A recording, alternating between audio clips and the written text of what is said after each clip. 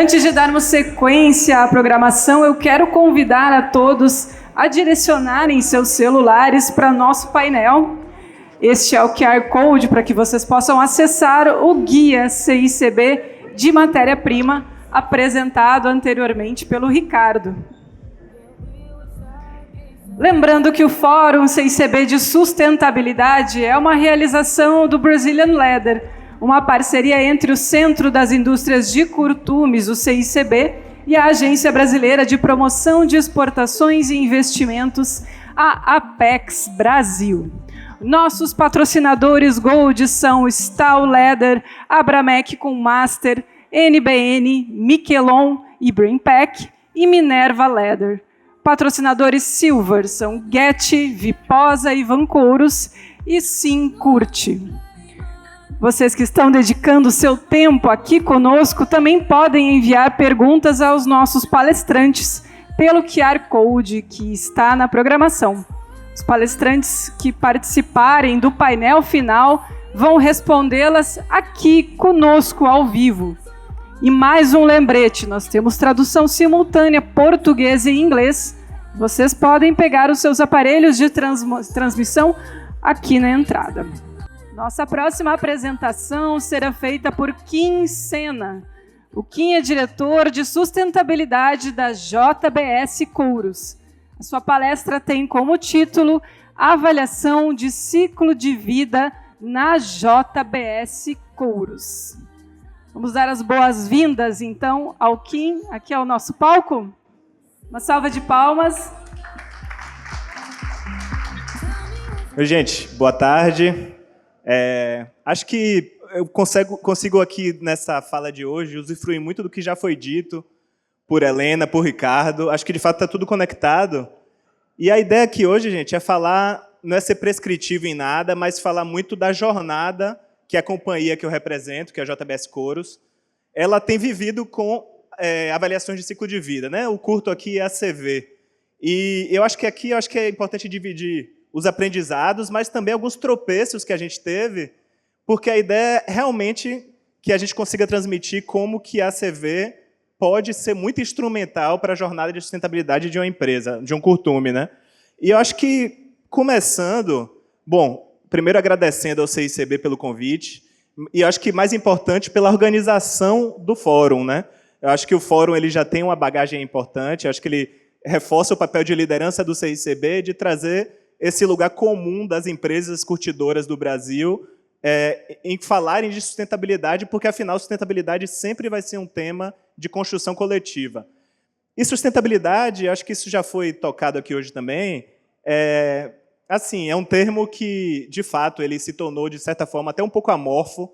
Tem gente que não aguenta mais ouvir, tem gente que fala, pô, mas é sério, eu falava de preço de couro, do couro estava macio, era resistente, um lançamento novo, agora é só sustentabilidade, sustentabilidade, sustentabilidade. Eu, particularmente, já ouvi isso algumas vezes.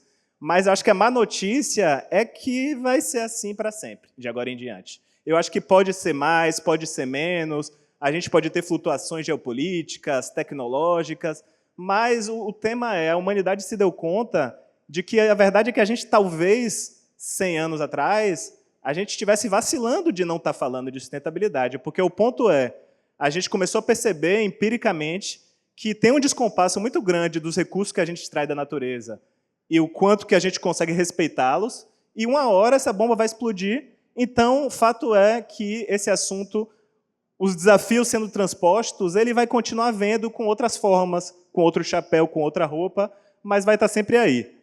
E eu acho que, dito isso, acho que vale começar em como perspectiva de ciclo de vida, ela é importante que as empresas, as companhias, os países, eles partam dessa premissa, né? Então, acho que, a título de exemplo, um carro, por exemplo. E eu acho que isso ilustra muito de como é confuso esse domínio da sustentabilidade. O que é um carro de baixo impacto? A gente pode dizer, não, esse carro é elétrico. Mas aí alguém pode sempre vir, acho que todo mundo aqui já teve essa conversa na mesa de bar, pensar, pô, mas e o carro com etanol? Será que ele não é mais sustentável, vamos chamar assim? Ou outros produtos, né? Tipo, um sapato, pode ser que o material que eu use tenha um menor impacto, mas será que esse produto vai durar? É uma discussão que a gente tem muito com o couro, né? Eu acho que também tem muita confusão que é gerada na própria semântica da coisa. Você chega na concessionária e alguém te oferece um couro vegano. Pô, será que a pessoa já não é induzida a pensar que isso é um produto de mais baixo impacto ambiental? E isso gera muita confusão mesmo, porque é um assunto tão quente, tão recente, que os governos, né, o regulatório, ele demora para chegar. Isso gera um descompasso muito grande que vai gerar confusão. A gente, como ser humano, a gente quer sempre ser reducionista, a gente quer simplificar os problemas em coisas que a gente consiga entender, mas tem coisas que simplesmente a gente não consegue fazer de uma forma tão simples assim. E nisso, a ACV, a Avaliação de Ciclo de Vida, vem para ajudar. Então, como exemplo, um carro aqui, né? Pô, um carro. Será que esse carro é sustentável? Será que não é? Várias discussões podem surgir em cima disso, mas o que a gente não pode perder de vista é que não dá para falar de sustentabilidade de produção de um carro falando, por exemplo, que minha fábrica eu instalei 20 placas solares. Isso, com certeza, é algo positivo, vai ajudar, mas isso é uma peça da coisa. Também eu não posso falar que um carro é sustentável pelo simples fato do combustível que ele usa, ou se o pneu dele é maior ou menor, e por isso vai ter um consumo maior ou menor de combustível. Porque, na realidade, isso aqui é um ciclo de vida de um carro. Então, assim, se a gente sai da extração de todos os materiais, do processamento de todos os materiais, da etapa, sim, de manufatura dele, mas depois disso você tem a entrega desse produto na concessionária ou no cliente final, você vai ter o uso e, no final, a destinação desse carro. Pô, quando esse carro não for usar mais, onde é que ele vai parar? Então, essa perspectiva de ciclo de vida, eu acho que essa humildade ou a crença de que, para realmente responder sobre o impacto de um produto ou de um material, eu tenho que dar um zoom out de drone, né? Tenho que subir com o drone muito, muito, muito, e olhar o todo para conseguir, aí sim, responder de alguma forma aproximada, de fato, o impacto ambiental daquele material é uma premissa básica, e eu acho que a CV ela nasce disso aqui, desse entendimento. E quando a gente traz para o nosso setor, a gente consegue começar a disparar várias perguntas, né? Pô, mas então se eu quero falar de sustentabilidade de um couro, eu tenho que saber responder o boi, né? Esse boi, será que ele cresceu de uma maneira sustentável? Será que tem rastreabilidade, desconexão com o desmatamento, por exemplo? Os químicos do meu processo, a própria tecnologia do meu processo, eu cuido bem do efluente, não cuido? No couro, o produto em si também, né? Tipo, qual vai ser o fim de vida desse couro, onde esse couro vai parar? Então, começam a chover perguntas que devem, e todas elas são muito importantes para a discussão de análise de ciclo de vida. E aqui, a Helena tocou num ponto interessante, eu gostaria de dar visibilidade para isso, que foi um trabalho que foi feito pelo Leather Naturally e pelo Leather Working Group, a SPIN foi a parceira técnica desse projeto, que justamente buscou atualizar o RIG-MSI, que é um índice de materiais. Isso acho que é para ilustrar um pouco do poder que um ACV pode ter para fora da empresa também, além do caráter de melhoria contínua. Esse índice ele simplesmente é usado por empresas do setor de vestuário, de grandes marcas globais. Você vê tanto de um grupo Kering, é uma Nike, é uma Louis Vuitton, vão usar esse índice para tomar decisões. Pô, será que eu devo usar o material A, B ou C?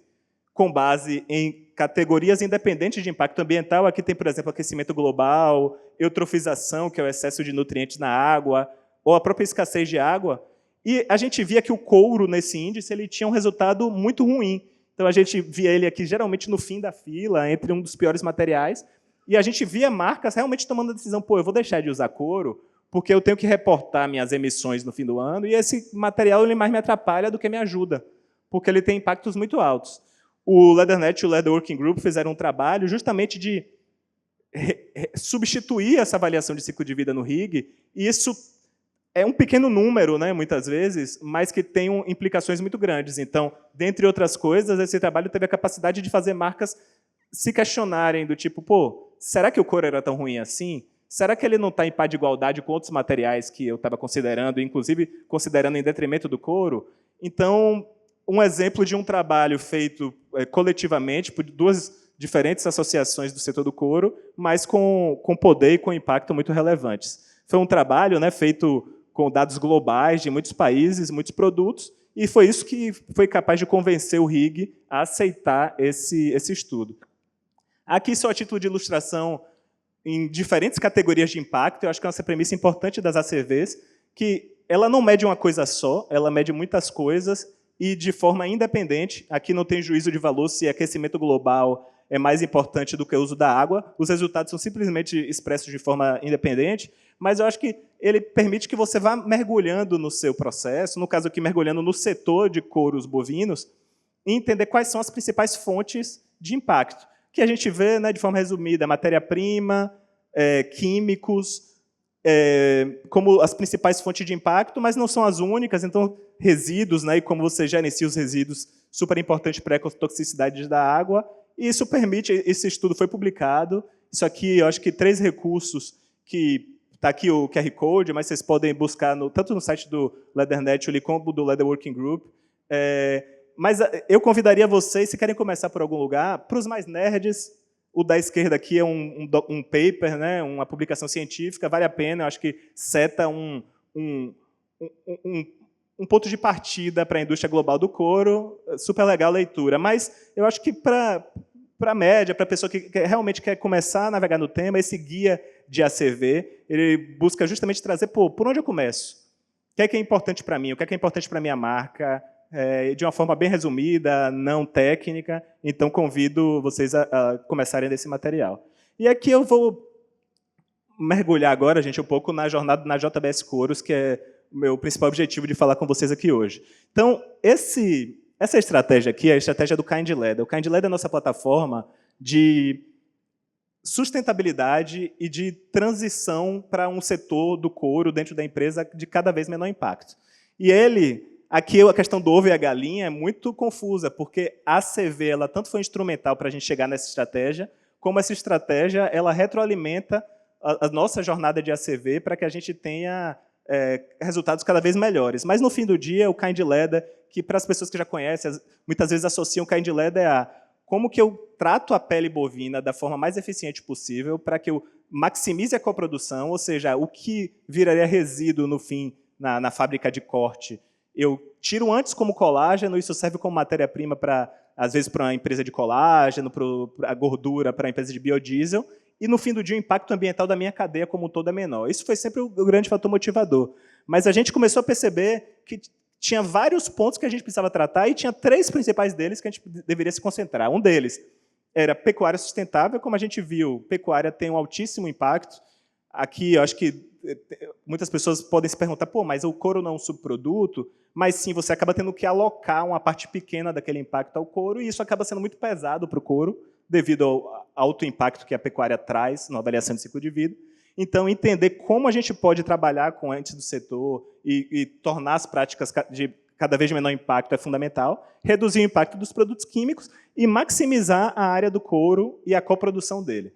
Então, tendo isso em mente, a gente tem, desde 2018, que foi quando o Kind Leather foi lançado, até hoje, a gente começou a trabalhar muito com a ACV. Umas melhores, outras piores, a gente tirava valor, outras nem tanto, mas fato é, a gente foi criando casca ao longo desse tempo, e aí eu quero contar para vocês um pouco do que a gente foi vendo ao longo desse caminho inteiro, até chegar nesse ano, que quando a gente fez a primeira ACV dentro de casa, e aqui isso nos levou. Então, primeira coisa, a ACV nos permite fazer experimentos.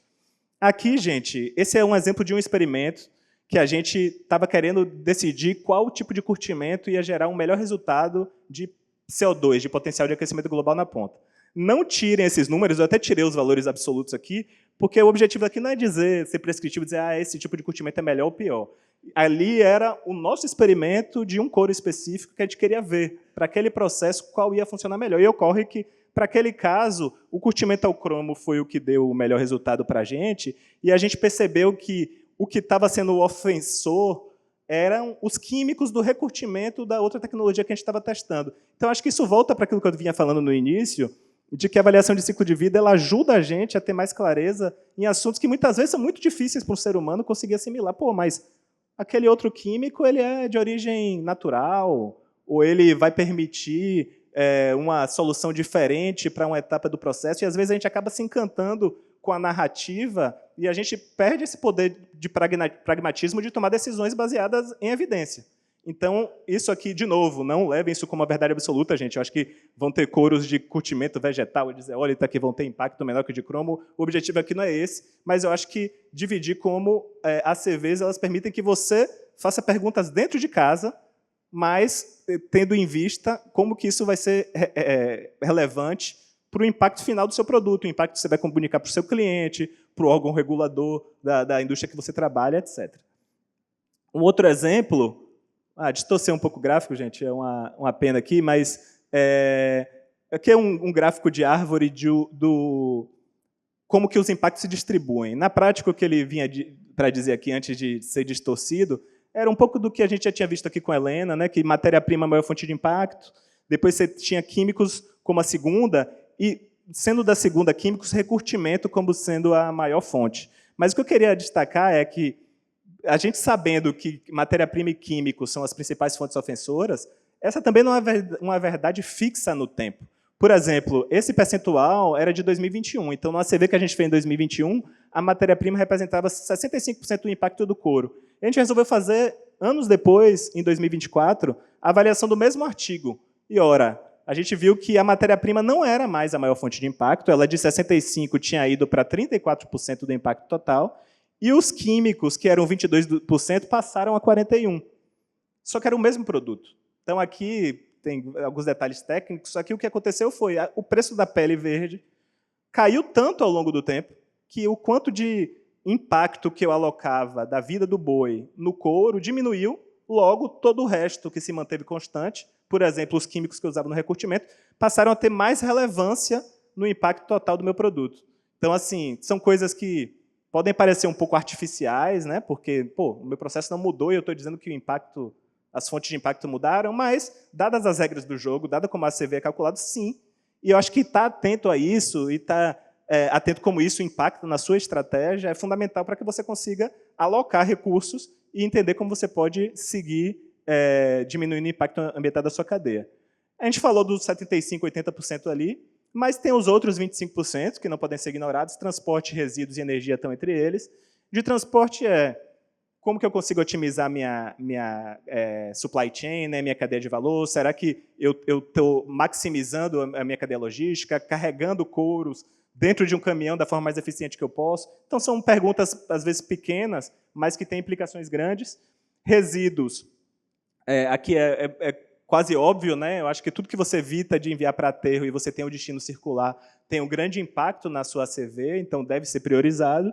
E energia fontes renováveis, né? Você ter matriz energética limpa. Mas mais do que, muitas vezes, você ter e saber que tem, como é o caso do Brasil, por exemplo, a gente sabe que a gente tem uma matriz energética limpa, é saber que dados você consegue usar como insumo do seu estudo, porque a fonte vai fazer toda a diferença. Eu acho que isso já entra um pouco aqui talvez seja o mais interessante da gente discutir, que são os desafios e oportunidades.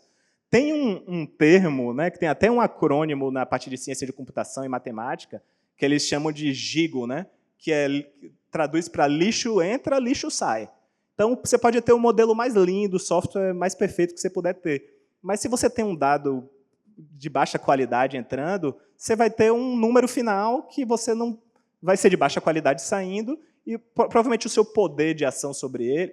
Primeiro que esse número vai te decepcionar, seja porque ele vai ser muito alto ou muito baixo, mas também a capacidade decisória que você vai ter com ele vai ser extremamente limitada. E a outra coisa é como que eu consigo ter esse tanto de informação que você consegue extrair de um ACV, mas como que eu consigo ter uma organização institucional mínima para conseguir transformar isso em ação.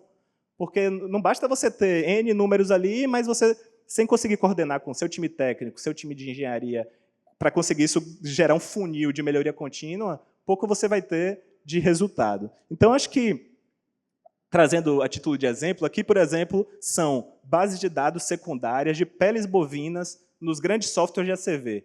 Porque o que a ACV vai fazer? Se você tem um dado primário, vamos supor, eu sei qual é o impacto desse químico que eu estou colocando no meu processo. Maravilha, você vai consumir esse dado, e o Mike vai falar aqui hoje, eu sei que a Stahl faz um trabalho muito importante de avaliação de ciclo de vida dos químicos dela, outras empresas aqui, indústrias químicas, também fazem o mesmo, e ter esse dado de qualidade vai ser fundamental. Mas se você não tem, você vai usar um dado secundário. Você vai olhar uma base de dados lá, vai olhar o químico que mais parece funcionalmente com aquele que você tem, e você vai usar aquele dado. Idem para a pele bovina. Então, aqui, se eu não tenho o dado primário do impacto do boi que gerou aquela pele que está entrando no meu curtume, eu vou consultar as bases disponíveis, e aqui eu trouxe as 4 que existem disponíveis para peles bovinas, e vou consumir uma delas. Só que isso, primeiro, que gera várias frustrações e discussões. A primeira, eu acho que mais instintiva que alguém aqui vai ter, mas por que o dor da pele brasileira é mais alta? Né? E aí, eu acho que a gente, não é objetivo aqui entrar nessa discussão, mas o fato é que se você está fazendo um estudo e está priorizando a representatividade geográfica da base de dados secundária, da pele que você vai usar no seu corpo, você vai ter que usar esse número aqui e não faça mais perguntas, porque você não tem um outro número para usar. Então, acho que um primeiro ponto é qual é a qualidade do dado que eu tenho para usar e o que é que eu posso fazer para melhorar ela no futuro. No nosso caso, aí, da ação da nossa empresa, a gente resolveu fazer avaliações de ciclo de vida da pecuária. Convém que a empresa para a qual trabalha, a JBS Couros, ela é integrada com a empresa de frigorífico, então permitiu que a gente esticasse o braço mais um pouco ali, está fazendo esse trabalho com 10 arquétipos de fazenda, então a gente está definindo os principais tipos de fornecedores da gente, baseando o trabalho em normas internacionais para que a gente consiga ter credibilidade nisso depois, para que, no fim, com sorte, a gente vai ter o resultado de, ao invés de ter que usar um dado secundário para o boi, para a minha pele, eu vou poder usar um dado real, um dado que realmente represente a minha cadeia de fornecimento. Então, essa questão da qualidade dos dados, ela pode ter impactos enormes, mas a gente também, muitas vezes, pode ter algo a fazer em relação a isso, seja a nível empresarial ou a nível setorial. Eu acho que tem algumas discussões que a gente tem hoje com o CICB de como fazer isso a nível Brasil, e eu acho que isso tem muito poder. Outro exemplo que eu usei de químico, aqui, se você não tem um ACV, um dado primário, você teria que usar para um tanino vegetal, talvez essa base de tanino vegetal de castanheiro que está disponível numa base de avaliação de ciclo de vida. Só que aqui é o exemplo de um parceiro, um fornecedor, que fez o estudo para o tanino vegetal dele. Eu não vou nomear aqui ele, porque a gente não chegou a conversar, mas ele sabe quem ele é. Mas, assim, como que ele, trazendo a realidade para a tecnologia de produção dele, da fábrica dele, os métodos extrativos dos taninos dele, eles podem se desacoplar de uma realidade turva, uma realidade que está ali, que é por uma limitação de dado, que é aquele número que o curtume teria que usar, e passa a poder usar um dado que é muito mais representante do setor dele. Pode ser um número maior, pode ser um número pior. De novo, não é isso que vem ao caso, mas será um número mais preciso. Por outro lado, você pode melhorar os químicos, o seu uso de químicos no seu processo, naturalmente. Então, aqui é um exemplo já de um trabalho feito dentro dos nossos curtumes, do nosso time técnico, de uma tecnologia para reduzir o consumo de químicos no curtimento. E aí, sem dúvida, né, qualquer eficiência que você traga para o seu processo vai se traduzir nos seus números de avaliação de ciclo de vida. Então, aqui, a título de exemplo, como que um trabalho técnico robusto, feito e medido, sempre vendo quanto que isso resulta nas ACVs, ele pode trazer resultados importantes. Por exemplo, esse estudo fez com que a gente reduzisse o potencial de aquecimento global, ou seja, as emissões de CO2 do processo de curtimento em 12%. E aí é divertido isso, porque ao reduzir o químico do processo, a gente sabia que isso traria um benefício ambiental, mas conseguir entender e materializar o quanto que isso de fato traz e o quanto que o seu investimento, a energia que você colocou, de fato está trazendo para aquele seu cliente que muitas vezes está perguntando, mas você está descarbonizando a cadeia? O que é que você está fazendo para descarbonizar a sua cadeia? Fazer esse link, ser capaz de fazer esse link é sempre muito, muito útil. Um outro exemplo é o RTC. O RTC foi uma plataforma que a gente criou ano passado, que ela busca trazer isso aqui para o nosso processo decisório, que tem um novo químico batendo na minha porta, seja uma nova tecnologia que um parceiro, a indústria química, gerou, seja um teste que a gente queira fazer com um novo químico, mas, de novo, você pode ter várias narrativas, esse químico é mais biodegradável, esse químico tem um teor de carbono biogênico maior, esse é feito com base em um resíduo de outra cadeia, mas tudo isso sempre pode ser útil, mas pode ser perigoso também, porque você pode se perder nas narrativas. Então, aqui a gente buscou criar um protocolo em que a gente estabelecesse quais são as nossas regras para a nossa empresa, para a gente estabelecer o que é um químico que traz um benefício ambiental para o nosso processo.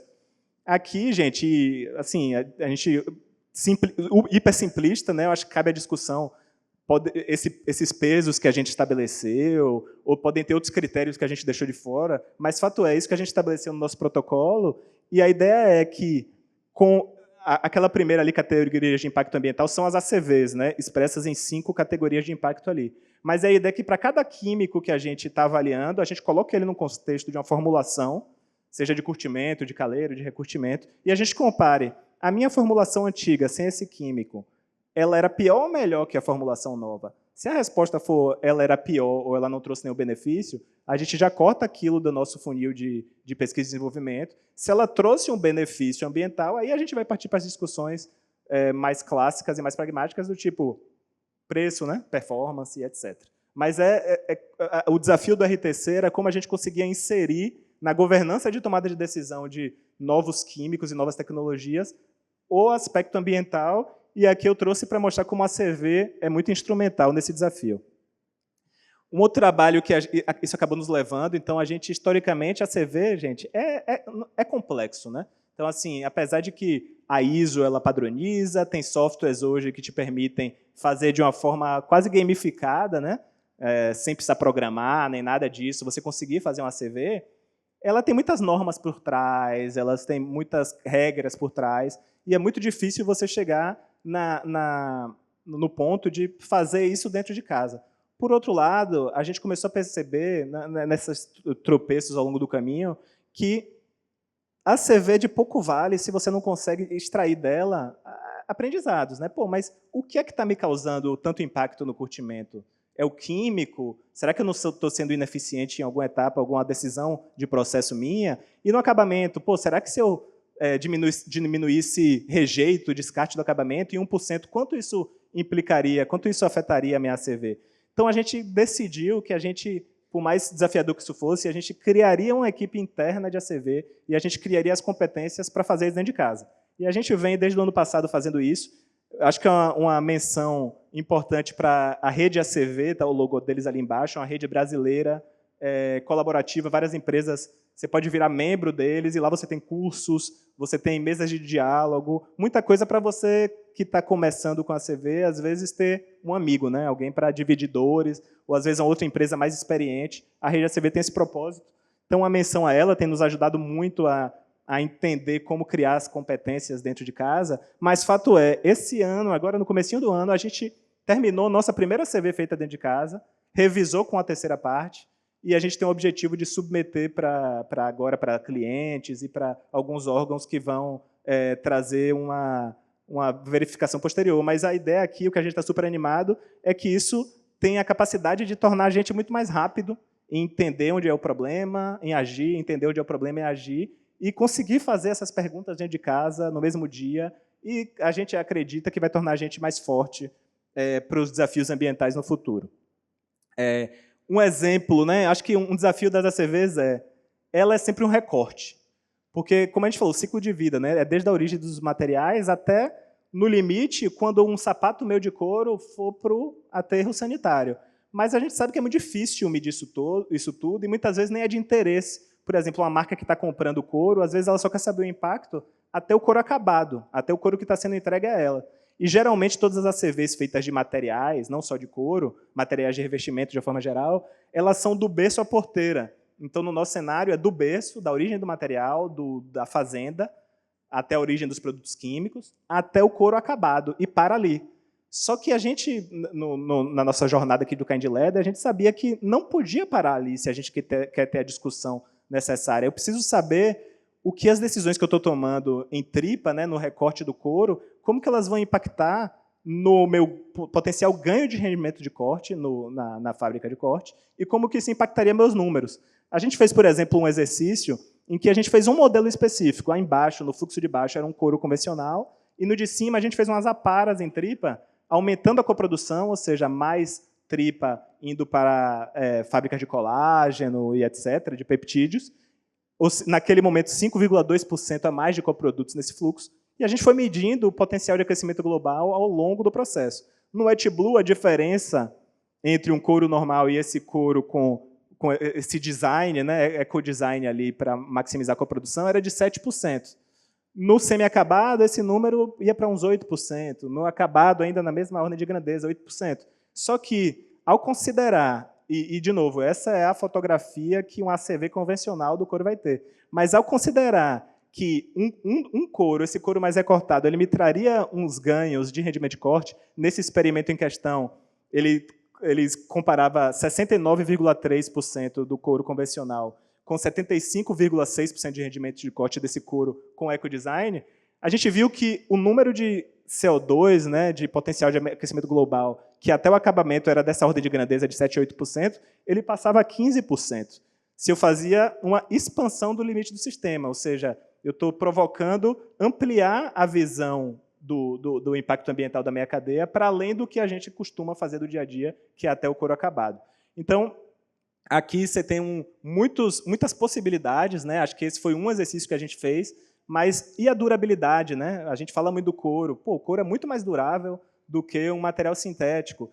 E se eu considerar que um sapato de couro vai me permitir 20 mil passadas, enquanto um sapato de sintético vai ficar 2.000 passadas no pé de uma pessoa, como que eu insiro isso no estudo de ciclo de vida? Existem formas da gente fazer isso, e inclusive conversas de, potencialmente, de uma forma colaborativa, a gente fazer um estudo nessa linha. No fim, gente, para resumir, eu acho que o que fica para a gente é clareza de que se a gente segue investindo em ter mais competência e mais capacidade de tirar respostas de estudos de ciclo de vida, a gente vai ter mais precisão nas nossas estratégias, a gente vai evitar que a gente faça algumas escolhas, porque às vezes é uma narrativa bonita e a gente acha que vai nos ajudar, mas no fim do dia ele não vai trazer benefícios no número final. E eu sei que é uma visão talvez super de engenharia, assim, super pragmática, mas no fim do dia é isso. Uma marca ela vai querer um número, ela não vai querer sua história, muitas vezes. Então, como que a gente consegue ser eficiente dessa forma? Engajar a cadeia de valor da forma necessária. Então, pô, se o grande impacto está na pecuária, pô, independentemente de eu achar que é papel meu ou não é, mas de que forma eu consigo engajar com os meus parceiros da indústria química, de forma que a gente consegue trabalhar junto para diminuir o impacto ambiental do meu couro no final através de dados melhores e de químicos melhores, e tomada de decisão sempre baseada em evidências, né? Eu acho que volta sair dessa armadilha de entrar em cair em narrativas e não em fatos. E para fechar aqui, gente, o tempo acabou, eu acho que a grande mensagem que fica, e a gente fica falando, né, sustentabilidade por uma coisa que nunca vai acabar, só existe sustentabilidade com colaboração, e fica um tema até meio clichê, né, meio chato, assim, porque a gente sabe disso, mas de que forma a gente consegue fazer isso? Mas acho que a grande provocação é que, e aquele estudo lá da submissão para o índice RIG, do Leathernet, do Leather Working Group, para mim foi um grande exemplo disso, que, no fim do dia, o nosso negócio não é um negócio de soma zero, né? A gente não é uma pizza só, que a gente vai dividir entre todos os curtumes, e vai ter um curtume que, quando está crescendo, vai crescer às custas do outro. Eu acho que tem um negócio do couro, de couro como material, e eu acho que essa fatia do couro ela tem o potencial de voltar a crescer, né, da forma como a gente espera, e ter dados que defendam o couro, que demonstrem que o couro é um material que pode ser, e é sim, uma solução para materiais sustentáveis, pode ser sempre um dos nossos maiores aliados. Eu acho que ter isso em mente é muito importante para a forma como a gente lida como empresas, colegas, como a gente lida com as associações que a gente faz parte em conjunto. É isso, gente. Queria dividir um pouco com vocês por onde que a gente tem passado, como que a gente está enxergando hoje, e fico à disposição aí depois para quem quiser falar de outras empresas e dividir experiências com a CV, vai ser um prazer. Obrigado. Viu?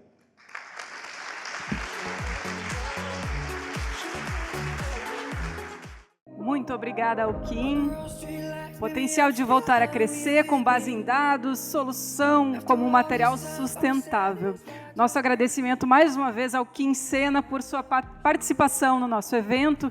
E a JBS Couros é uma referência na cadeia do couro e o seu case compartilhado é, sem dúvida, muito valioso para a nossa indústria.